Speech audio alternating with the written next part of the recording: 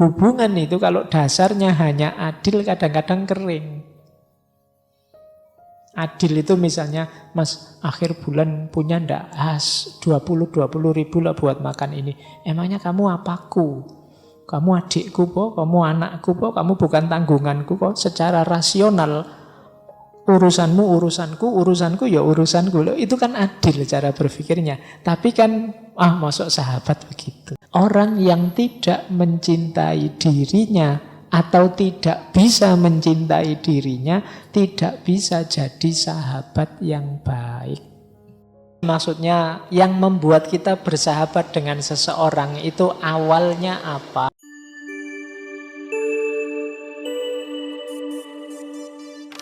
Assalamualaikum warahmatullahi wabarakatuh. Bismillahirrahmanirrahim. Alhamdulillahi rabbil alamin. Wa bihi nasta'inu ala umurid dunya waddin.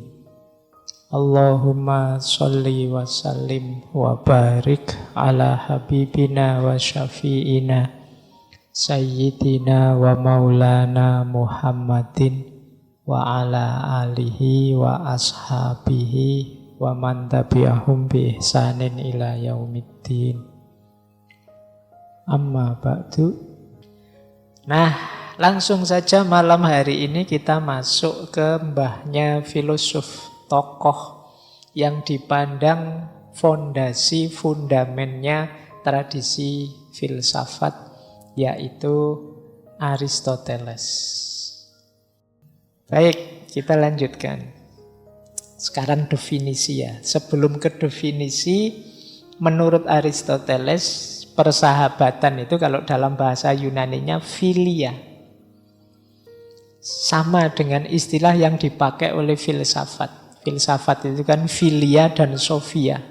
Filosofia. Kalau dalam bahasa Yunani, cinta itu, kedekatan itu ada 4 istilahnya. Ada eros, ada philia, ada storge, ada agape. Ini 4-4-nya cinta. Kalau eros itu cinta romantik, ada gerengnya, ada rasanya. Ya, biasanya yang laki-laki dan perempuan itu kan ada rasa. Ini namanya eros, rasa seneng, rasa suka. Level asmara, ini eros. Biasanya laki-laki dan perempuan yang normal ya. Nah, kalau kan ada yang perlu treatment khusus. Jadi itu namanya eros. Nah, nanti ada philia. Philia itu persahabatan. Jadi laki-laki dan laki-laki atau laki-laki dan perempuan juga bisa, tapi ini teman, sahabat. Rasanya beda dengan yang eros tadi. Jadi kalau ada cowok jalan dengan cowok itu jangan kesusu dicurigai, wah kamu kelainan. Ya enggak. Ini enggak ada eros di sini, yang ada philia. Persahabatan. Dan ini natural saja. Ya, zaman kita kecil kan juga main cowok sama cewek, cowok sama cowok. Tapi kan nilainya bukan nilai eros tadi. Jadi yang muncul philia. Meskipun hari ini banyak juga anak kecil-kecil itu wis yang-yangan wis. Itu pengaruhi medsos itu ya. Itu dewasa sebelum waktunya. Nah, jadi ada eros, ada philia. Persahabatan itu yang philia ini. Nanti ada lagi storge. Kalau storge itu rasa sayang karena ikatan keluarga. Jadi ikatan kekerabatan. Kita sama saudara, sama adik. Itu kan beda rasanya. Sayang kita sama pacar, sayang kita sama sahabat, sayang kita sama orang tua. Itu kan sama-sama sayang. Istilahnya kalau dalam bahasa Indonesia mungkin sama-sama cinta. Cinta orang tua, cinta pacar, cinta sahabat, itu sama-sama. Tapi beda jenisnya. Rasanya juga beda kan. Bisa teman-teman bedakan itu rasanya. Nah, ada lagi yang puncak yaitu agape. Kalau agape ini orang sering menyebutnya cinta ketuhanan atau ikhlas atau cinta yang tanpa pamrih, tanpa syarat. Itu namanya agape. Nah, jadi ini pelajaran cinta ya. Itu berapa kali kita bahas ini. Nah, filia inilah relasi cinta dalam persahabatan. Apakah itu teman, sama-sama ngaji, sama-sama di kampus, sama-sama di kelas, tetangga kos dan lain sebagainya. Itu rasa yang tumbuh di antara mereka ini namanya filia. Nah, definisinya apa? Persahabatan yang jenisnya filia itu, jadi persahabatan itu relationship yang saling mengakui, mutually recognize. Kemudian saling suka. Kemudian niatnya baik, tujuannya baik, dan ada aktivitas-aktivitas bersama. Ini cirinya sahabat. Paling mudah. Definisi sederhananya, siapa sih yang masuk sahabatku itu? Yang kita saling mengakui. Aku mengakui kehadiranmu, kamu mengakui kehadiranku. Kalau tidak saling mengakui, ya tidak mungkin jadi sahabat. Ah, kamu musuhku, kamu rivalku, kamu bukan aku. Sama-sama Indonesia, tapi kamu kan... Kalau hari ini di medsos rame itu pakai julukan-julukan, kamu kan kadrun, kamu kan cebong, kamu kan banyak. Itu tidak mengakui hadirnya. Jadi tidak mungkin jadi sahabat. Kemudian sama-sama suka. Tidak mungkin kan kamu sahabatku tapi aku benci sekali padamu, kan tidak mungkin. Sahabat ya mesti suka. Kalau ada diksi-diksi benci itu biasanya ya kata-kata benci tapi yang maksudnya sayang. Manusia itu unik ya, kadang keluarnya benci tapi maksudnya sayang. Aku benci banget sama kamu itu, masa kalau dijemput aku malah nunggu lama misalnya. Itu kan kata-katanya benci tapi sebenarnya maksudnya sayang. Nah, mutually liking, jadi sama-sama suka. Aku suka kamu, kamu juga suka padaku. Suka filia ya, bukan suka yang eros tadi. Saya itu kalau ngomong ini bayanganmu mesti urusan yang ke eros tadi. Enggak, ini sahabat. Ya kan meskipun antar jemput kan bisa saja cuma sahabat. Loh, buktinya kamu nembak kan terus dia mintanya kita sahabatan aja ya. Jadi ini relasi yang lebih umum kan di situ. Jadi relasi yang bersahabat.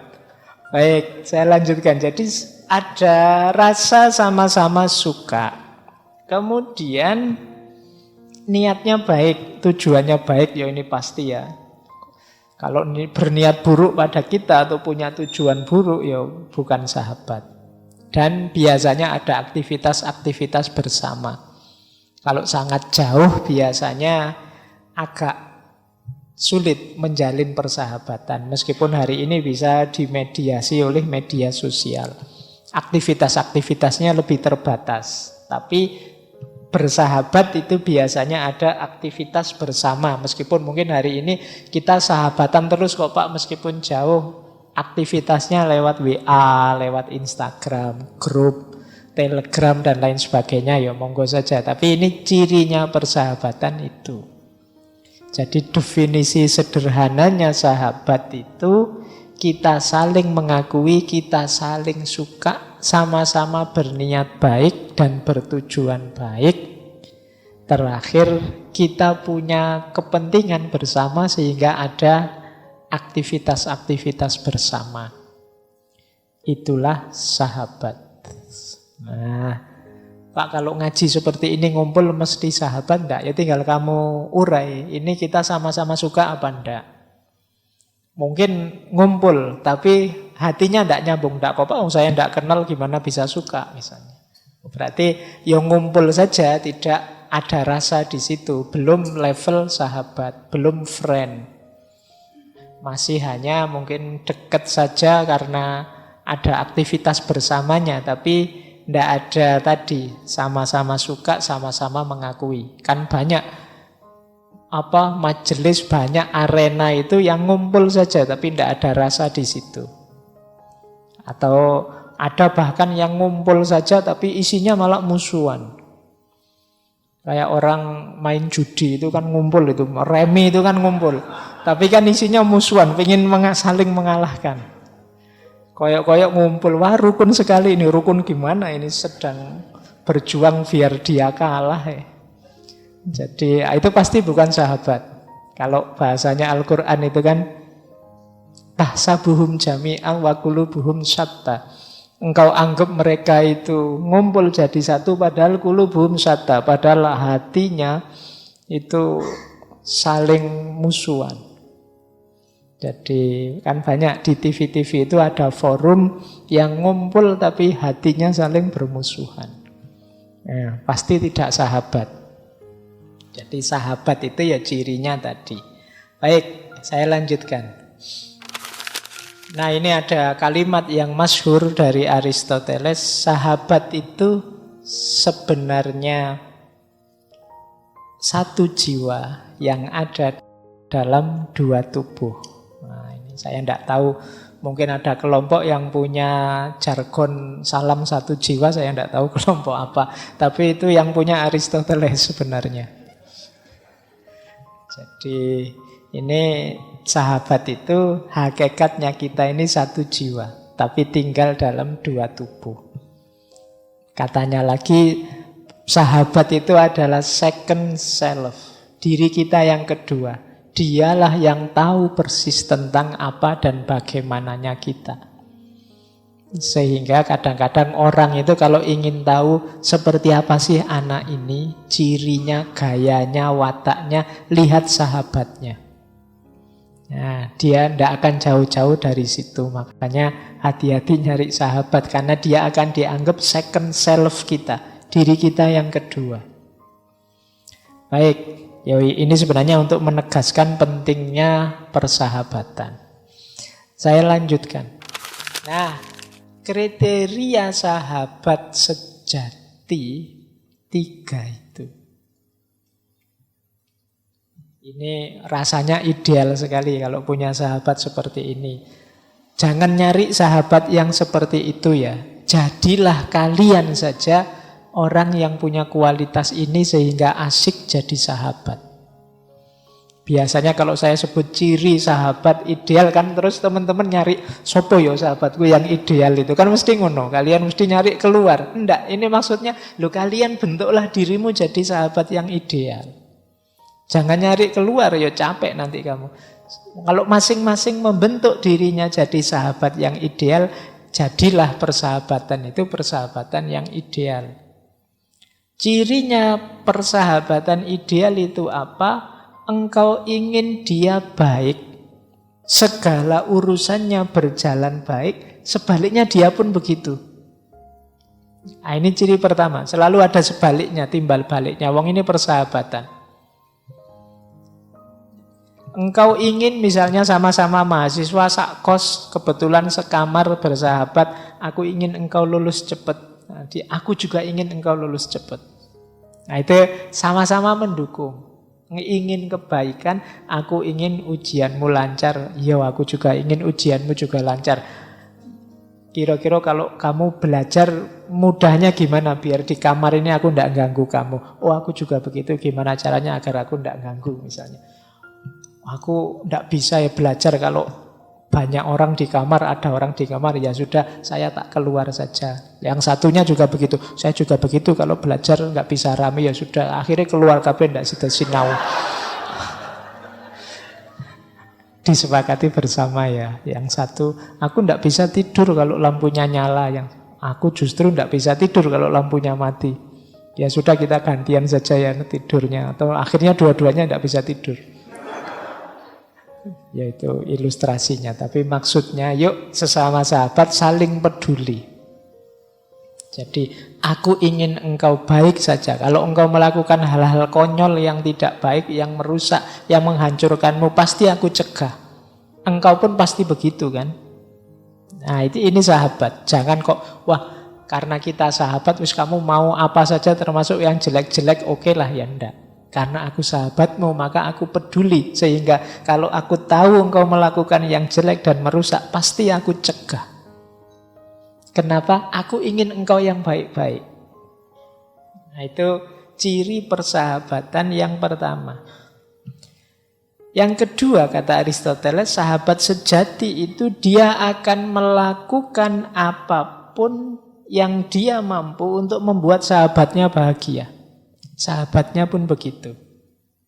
Jadi sesama sahabat tidak enggan, tidak sulit untuk berkorban. Jadi meskipun aku capek tidak apa-apa, asal kebaikan hadir dalam hidupmu. Karena kita sahabat. Meskipun aku agak rugi-rugi sedikit, tidak apa-apa, lawang kita ini teman.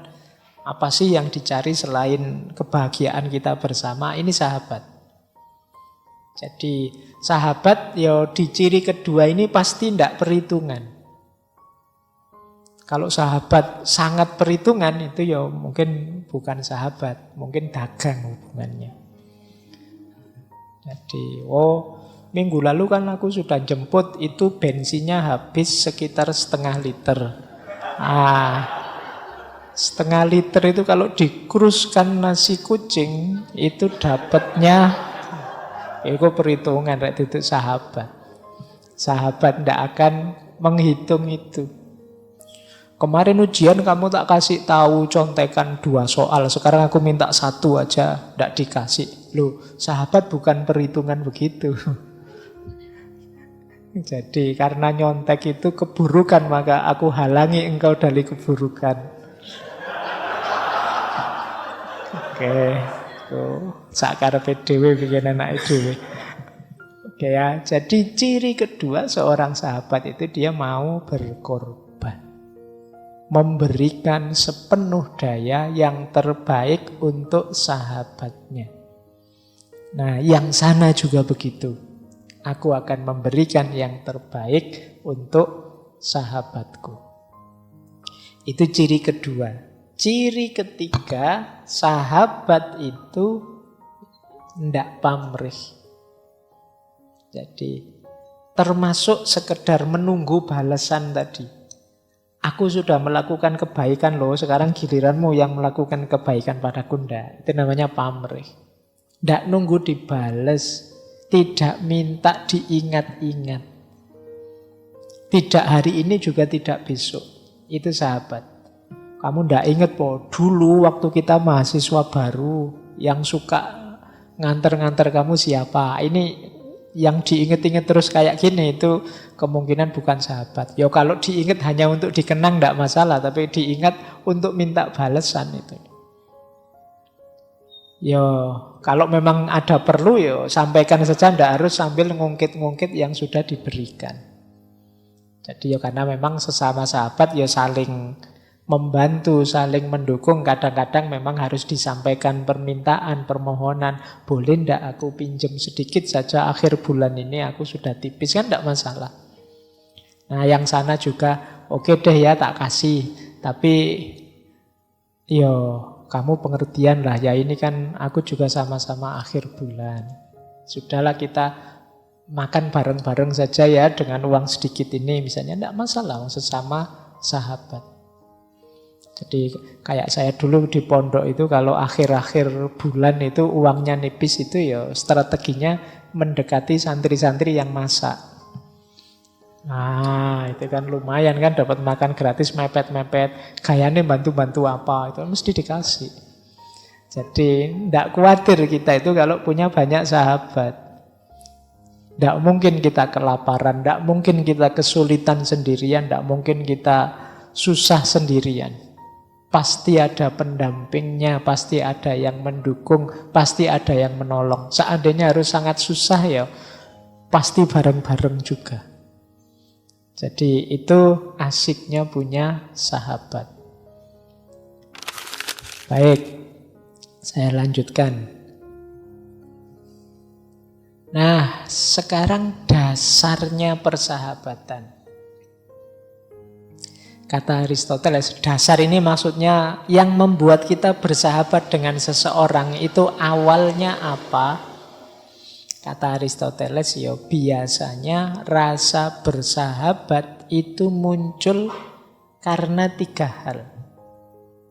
Jadi kita tidak memiliki rasa untuk segalanya, tapi hanya pada yang kita sukai, kata Aristoteles. Yang kita sukai itu yang gimana? Biasanya 3. Yang baik, yang menyenangkan, atau yang berguna. Ini nanti jadi dasar 3 jenis persahabatan. Jadi kita itu bersahabat itu kan karena suka. Suka itu biasanya karena 3 hal. Karena memang kita tahu dia baik, atau dia menyenangkan, atau dia berguna. Kalau baik itu karakternya, wah anak ini jujur ya, bagus, senang saya dengan anak-anak baik yang jujur itu. Nah, itu baik. Atau menyenangkan, saya belum terlalu kenal sih, tapi diajak ngobrol sebentar kok asik ya, itu menyenangkan. Atau berguna, wah dia punya motor nih.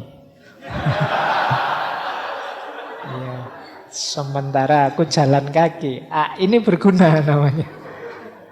Wah kok ketoke dhek pinter ini. Sementara aku pontang-panting naik kuliah. Ini harus pendekatan terus ini. Lumayan kalau ada tugas. Ini berguna. Itu biasanya 3 ini yang membuat kita suka. Jadi ada yang mau kita manfaatkan atau menyenangkan saja, atau memang baik sehingga kita suka. Manusia itu kan punya kecenderungan suka pada yang baik-baik. Nah jadi dasarnya ini. Maka bagi siapapun yang ingin nambah sahabat sebanyak mungkin, perhatikanlah hal-hal 3 ini. Yang baik, yang menyenangkan, atau yang berguna. Sebenarnya tidak ada satu orang pun yang tidak punya salah satu paling tidak dari kualitas-kualitas ini. Apakah itu kebaikan, atau menyenangkan, atau berguna. Paling tidak yang berguna itu ya apa ada orang yang tidak berguna sama sekali? Tidak ada. Ya wis ana gunane le sithik-sithik ya nggo nambah-nambah teman di Facebook kan lumayan, nggo nambah-nambah grup WA kan lumayan. Tidak ada yang sama sekali tidak ada gunanya. Atau yang menyenangkan, ya nggo hibur-hiburan lah. Lumayan aku punya teman kamu, akhirnya aku tidak terlalu merasa minder. Ada yang lebih di bawah saya ternyata. Loh itu kan ya lumayan menyenangkan, bisa membahagiakanmu. Jadi banyak, tidak ada yang orang itu yang mungkin sama sekali tidak layak jadi sahabat. Selalu saja ada alasan untuk kita bersahabat dengan dia, siapapun itu. Jadi kecuali kita memang pribadinya agak pribadi cuek, tidak peduli, agak terlalu egois. Itu sulit melihat kebaikan orang, melihat sisi menyenangkannya orang atau manfaat gunanya orang lain.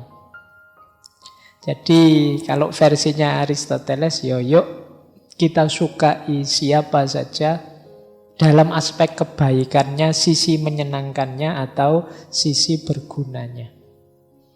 Kok hari ini sulit sekali Pak, orang itu rukun, orang itu dekat, orang itu saling bersahabat, padahal ya satu bangsa, padahal ya satu agama, padahal ya bahkan satu kelompok, satu kelas, satu organisasi. Caranya cari 3 aspek itu.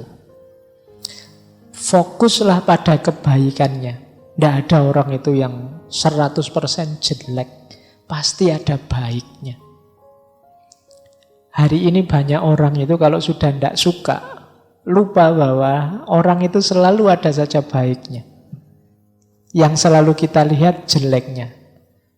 Mari kita lihat baiknya. Teman-teman boleh sebut siapa yang dibenci, tokoh siapa atau orang siapa, carilah, pasti dalam dirinya ada sisi baiknya. Ini akan membuat menawarkan kebencian yang mungkin terlalu dalam diri kita. Oh ya dia ya manusia kok. Pasti ada baiknya. Mungkin dari sisi kepemimpinan tidak luar biasa, tapi cintanya pada keluarga luar biasa.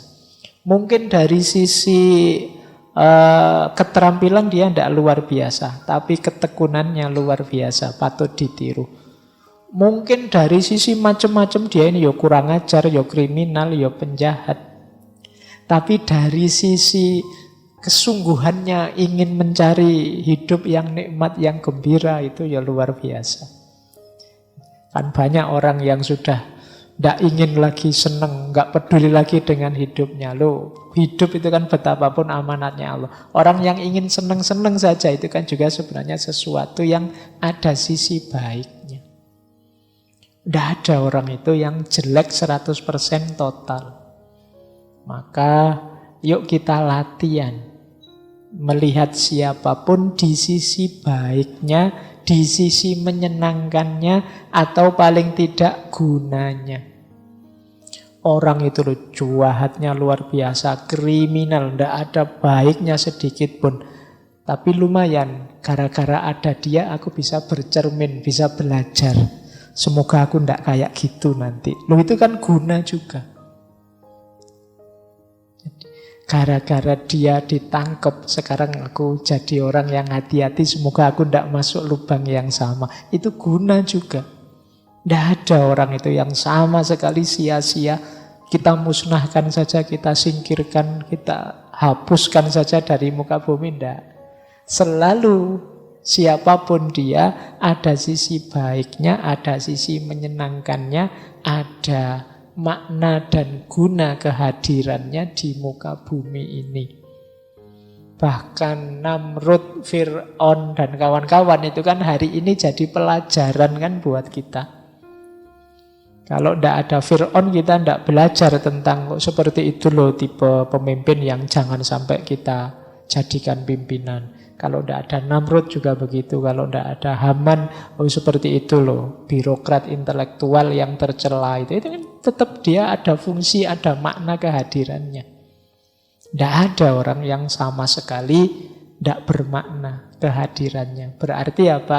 Ada titik-titik dalam diri siapapun yang memungkinkan kita untuk bersahabat. Oke. Apakah saya juga harus bersahabat Pak dengan orang yang jahat, yang buruk? Nanti dijelaskan di belakang oleh Aristoteles. Tapi yang jelas inilah dasar persahabatan. Saya lanjutkan. Nah, dari situ nanti Aristoteles membagi 3 jenis persahabatan. Yang pertama, friendship based on pleasure. Yang kedua, friendship based on usefulness. Dan yang ketiga, friendship based on virtue. Ini melanjutkan tadi sebenarnya, menegaskan lagi. Bersahabat itu ada yang karena pleasure-nya, senengnya, nikmatnya. Pak, saya itu seneng kalau bareng teman-teman saya ini. Itu based on pleasure. Jadi saya mau bersahabat karena ada rasa senang yang diberikan. Ini namanya based on pleasure. Kalau kita ngumpul itu Pak, wah asiknya luar biasa Pak. Nah, ini namanya based on pleasure. Jadi kita bersahabat karena rasa senang. Tidak ingin apa-apa, tidak ingin motif apa, manfaat apa, tidak Pak. Ngumpul saja kita sudah senang. Apalagi kita lama tidak ketemu, wah bareng sahabat itu luar biasa. Ini sebenarnya belum puncak juga, tapi jenis persahabatan juga. Based on pleasure. Kesenangannya yang saya suka. Pada saatnya kalau isinya tidak senang itu mungkin ya tidak terlalu menarik lagi persahabatan itu.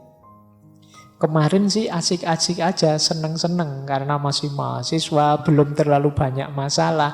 Masalahnya sepele-sepele, mungkin makan warung di mana dan ngopi ngafe di mana. Tapi sekarang sudah dewasa semua, sudah punya anak, berkeluarga semua. Yang dibahas sudah kerja di mana, terus anaknya berapa. Akhirnya yang jomblo jadi mengkeret. Yang belum dapat pekerjaan tidak berani muncul dan lain sebagainya, jadi tidak asik lagi. Dulu menyenangkan, setara semua, tapi sekarang sudah beda-beda ceritanya. Akhirnya tidak semenyenangkan dulu. Itu kalau persahabatannya masih hanya based on pleasure, di titik tertentu bisa bubar. Karena situasi hidup itu dinamis, macam-macam. Tidak mungkin senang terus. Jadi, wong kita kalau sedih misalnya punya sahabat seneng itu kan ya mau gabung di situ. Kok ya nanti jangan-jangan dia ikut sedih. Kalau tidak gabung itu gimana? Itu kan bisa begitu. Tapi kalau sejak awal dasarnya tidak ini, pokoknya kita susah senang bersama ya. Tidak usah malu, tidak usah segan di antara kita sendiri sesama teman, situasi apapun, yuk kita bareng-bareng.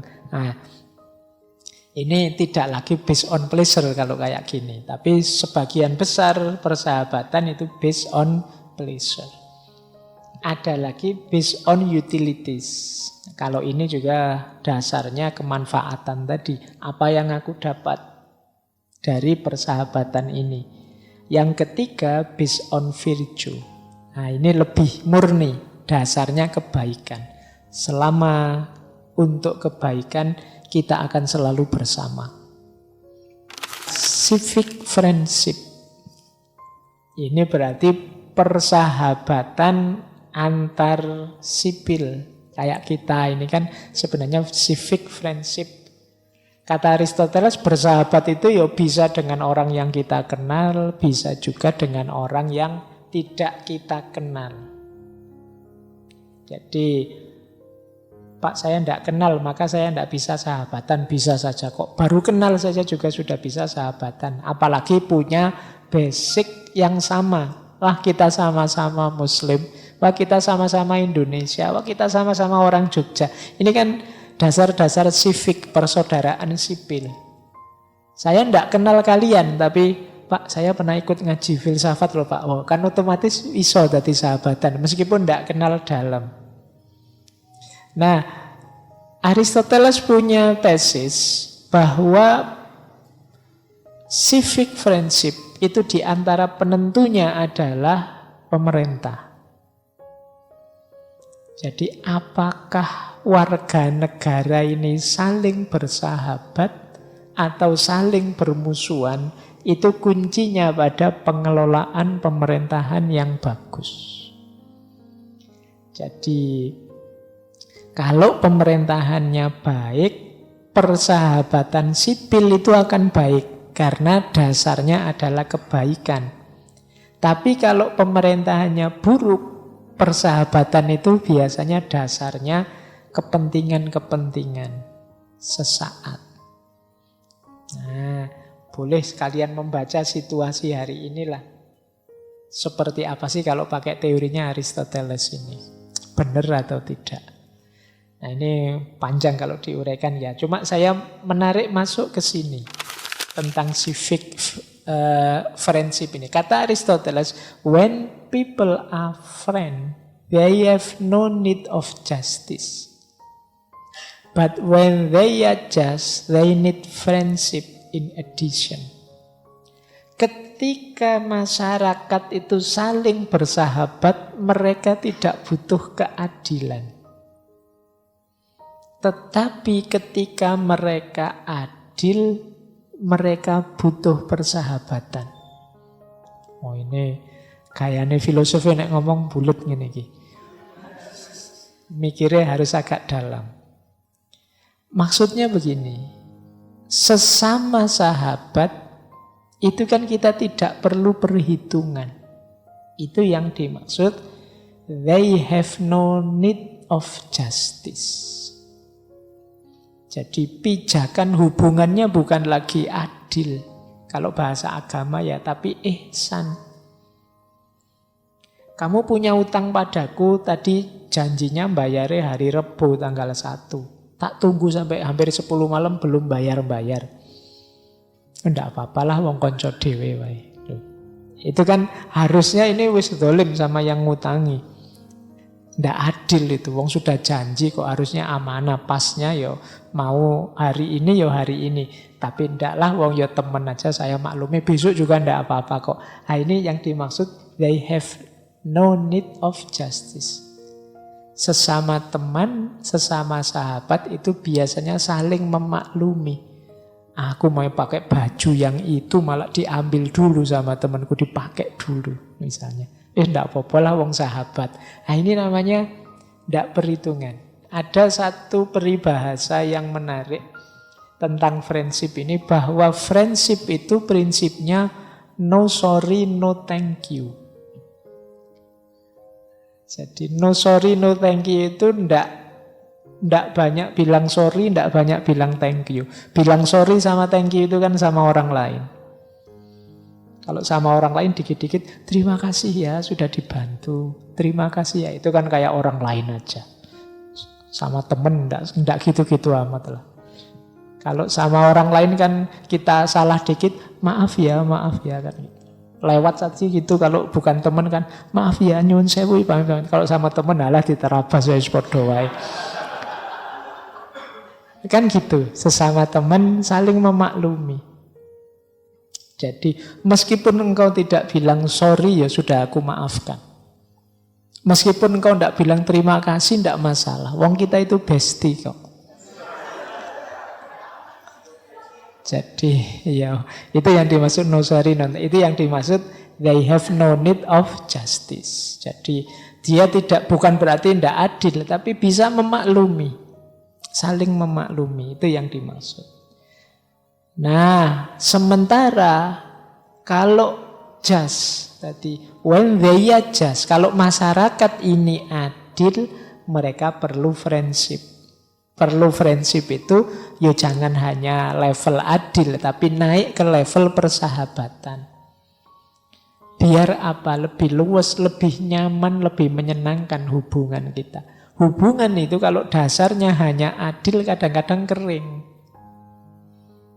Adil itu misalnya, Mas akhir bulan punya ndak 20 ribu lah buat makan ini. Emangnya kamu apaku? Kamu adikku po, kamu anakku po, kamu bukan tanggunganku kok. Secara rasional urusanmu urusanku, urusanku ya urusanku. Loh, itu kan adil cara berpikirnya. Tapi kan masuk sahabat begitu. Wah, kamu ngomong jelek ini pencemaran nama baik. Ini bisa dilaporkan polisi. Bisa dilaporkan polisi. Tapi kan ya kalau sahabat kan masuk urusan gini aja lapor polisi sih. Ini berarti apa? Melampaui keadilan. Makanya dalam agama itu innallaha ya'muru bil adli wal ihsan. Ya sih hidup itu minimal adil, tapi yo kalau bisa ya sekalian ihsan. Adil itu kalau ada teman pinjam 10.000 kita kasih 10.000. Tapi ihsan itu dia pinjam 10.000 kita kasih 20.000, terus udahlah kamu ndak usah bayar, ndak apa-apa. Itu ihsan namanya. Itu kan tidak adil sebenarnya, utang ya harus dikembalikan, tapi kan tidak, wong teman aja kok. Itu yang dimaksud oleh quotes-nya Aristoteles ini. Jadi when people are friends, they have no need of justice. Situasinya saling memaklumi. Tidak terlalu banyak no sorry, tidak terlalu banyak sorry, tidak terlalu banyak thank you. Hari ini kan kita sering, kalau dalam waktu 24 jam tidak minta maaf, itu menunjukkan pasti bukan sahabat yang begitu itu. Sahabat tidak mungkin begitu. Jadi sahabat ya rumusnya kayak tadi ya, ada no sorry, no thank you. Konco dewe mosok kayak orang lain aja ada apa-apa dikit, minta maaf ya, permisi ya, mohon kelonggaran hatinya ya. Sudah longgar hatinya sejak awal. Kalau itu memang sahabat. Jadi inilah yang dimaksud oleh Aristoteles. When people are friends, they have no need of justice. But when they are just, they need friendship in addition. Jadi kalau memang masyarakat kita ini kok rasanya sudah adil, ya jangan hanya berhenti di adil dong. Ayo naik ke level friendship. Jadi adil itu loh, saya kerja keras, penghasilan saya sekian, saya nikmati, salahku apa? Meskipun tidak berbagi kan itu memang hakku. Iya, adil itu memang. Kamu dapatnya segitu, tapi mbok yo friendship dong, ihsan dong, kasihan itu yang belum dapat kerjaan. bagilah dikit-dikit. Nah, itu perlunya friendship. Ya dia sahabat saya sih Pak, tapi kan ini uang-uang saya, hasil kerja saya. Yo, kalau kamu begitu berarti kalian belum bersahabat. Untuk sahabat rumusnya beda. Nah, ini quotes dari Aristoteles. Ini hubungannya dengan tadi ya, civic friendship. Persahabatan di antara warga, di antara rakyat. Terus di Nikomachian Etik ada satu konsep dari Aristoteles. Sebelum seseorang mencintai sahabatnya, dia harus mencintai dirinya sendiri dulu. Jadi prasyaratnya persahabatan itu self-love. Cinta diri. Jadi cinta diri baru cinta orang lain. Orang yang tidak mencintai dirinya atau tidak bisa mencintai dirinya, tidak bisa jadi sahabat yang baik. Wong kepada dirinya sendiri saja tidak baik, apalagi kepada orang lain. Jadi cirinya persahabatan itu self-love. Kata Aristoteles, orang yang tidak cinta dirinya itu orang jahat. Kok orang mau nipu? Ini sebenarnya orang jahat, orang yang tidak mencintai dirinya. Kenapa? Karena kalau dia tahu bahayanya menipu untuk dirinya, lahir maupun batin, pasti dia tidak nipu. Jadi orang yang tidak cinta diri itu orang jahat. Berarti orang jahat itu orang yang tidak mencintai dirinya. Kalau kalian melakukan keburukan, kejelekan, jangan dikira efeknya untuk luar kalian. Pertama-tama yang dapat efek itu dirimu sendiri.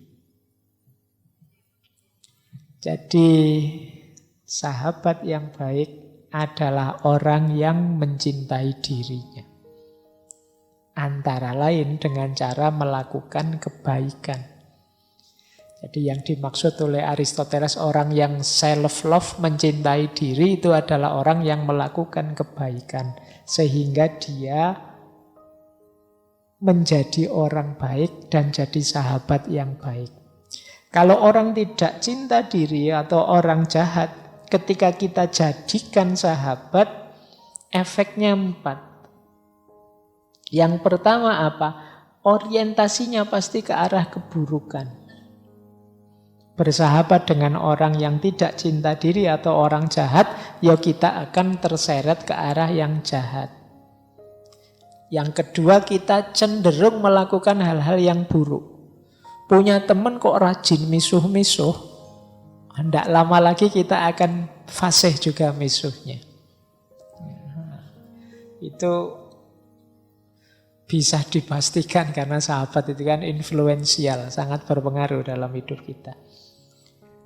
Yang ketiga, sahabat yang tidak mencintai dirinya itu hanya akan membawa kenangan buruk. Ini yang akan kita sesali sampai besok-besok. Jadi akan mengingatkan hal-hal buruk yang dulu dilakukan bersama. Jadi sahabat yang buruk ya membawa kenangan buruk. Wah, saya dulu punya teman sak geng, saya tiap hari bully ya. Itu kan kenangannya kenangan bully temennya, kenangan nyusahin temennya, kenangan nyolong tebu bareng-bareng, kenangannya macam-macam ya. Jadi sahabat yang buruk kenangannya buruk. Dan yang terakhir, sahabat yang buruk yang tidak mencintai dirinya sendiri itu sahabat yang tidak menyenangkan. Jadi dia tidak bisa menikmati keberhasilan dan juga tidak bisa merasa sakit karena kegagalan. Jadi isinya hanya penyesalan-penyesalan, tidak senang, bikin susah terus. Saya punya satu teman ini Pak, capek Pak. Nah, itu kemungkinan kamu salah milih sahabat. Mungkin dia orang yang tidak mencintai dirinya. Orang yang melakukan banyak keburukan-keburukan. Oke, jadi mari sekarang kita bentuk diri kita jadi orang baik yang layak dijadikan sahabat, yaitu yang mencintai diri. Mencintai diri berarti kita bentuk karakter kita jadi orang baik. Pak, apa orang jahat itu pasti tidak mencintai diri? Ya, kalau versinya Sokrates, Aristoteles, itu kejahatan, keburukan itu tanda orang tidak tahu, tidak paham tentang dirinya. Jadi kalau dia tahu tentang dirinya, kebutuhan-kebutuhan lahir batinnya, tidak mungkin dia melakukan kejahatan. Kok kamu curang misalnya? Oh, kalau kamu ngerti dampaknya, efeknya, kerusakan yang tumbuh dari perbuatan curangmu, pasti kamu tidak akan mau curang. Kamu tidak tahu saja betapa buruknya efeknya untuk dirimu. Berarti kalau kamu melakukan kecurangan, kamu tidak mencintai dirimu. Nah, itu rumusnya Nikomachian Etik Eudaimonia tadi. Kalau ingin bahagia, lakukan kebaikan. Karena bahagia itu hanya lahir dari perilaku yang baik. Oke, saya lanjutkan. Ini masih ada 10 menit terakhir. Ada beberapa quote yang terkenal dari Aristoteles tentang persahabatan. Kata Aristoteles, ini antara lainnya, all friendly feeling toward others come from the friendly feeling a person has for himself. Jadi ini penjelasannya tadi ya. Rasa bersahabat pada yang lain itu muncul dari orang yang punya rasa bersahabat untuk dirinya sendiri. Orang yang mencintai dirinya sendiri.